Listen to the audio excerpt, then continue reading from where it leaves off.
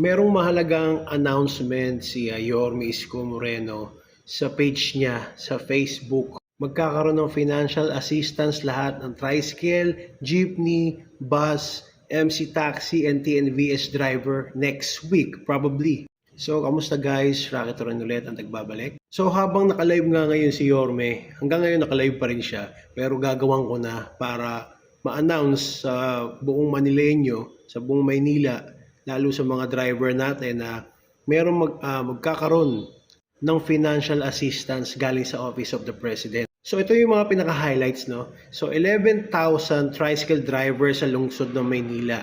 So magkakaroon ng 5,000 pesos ang mga driver natin. Mga tricycle driver pa lang to, ha. So manggagaling ito sa DSWD. I-update tayo kung kailan ang official ng distribution. Pero sure, sabi ni Yorme, is next week.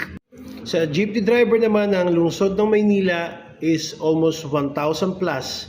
Pero basta lahat rehistrado.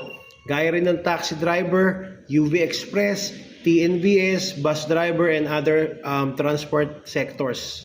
So bus, jeep, TNVS riders, nandun yung data nyo sa LTFRB na ipoprovide ni Yorme sending to DSWD with the help of Manila Social Welfare. So nilinaw din ni Yorme na hindi pwedeng kumuha ng kulang, 5K mismo, walang labis, walang kulang. So sa mga nagtatanong ngayon, ano ang kailangan dalhin para makuha ang pera sa listahan o yung financial assistance? So as per Executive Secretary Ralph Recto and Rex Gatchalian, ang kailangan lang is driver's license or ID na nagpapatunay na ikaw mismo.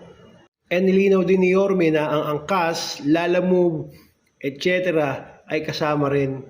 Pero si LTFRB ang kukuha ng data nyo. And ito rin na nakakatuwa, kung hindi ka taga Maynila, sa ibang lungsod ay magkakaroon din daw. Opo, at gagapang din ito sa buong bansa. Katulad ng local support fund. And rest assured, it was equally given sa lahat. So grabe, nakakatuwa, dininig ni Yorme yung pangangailangan ng mga taga Maynila especially, lalo yung mga driver natin na sabi ko nga sa last content ko napakahirap, nahihirapan na rin ang kung nahihirapan ng mga commuters, mas nahihirapan yung mga drivers natin dahil nga talagang wala na silang kinikita. And kada kwento nga, kada sakay sa jeep, sa e-bus, iisa lang ang hinanakit nila na wala na silang kinikita. Paano pa kaya kung umaba pa yung mangyayaring krisis?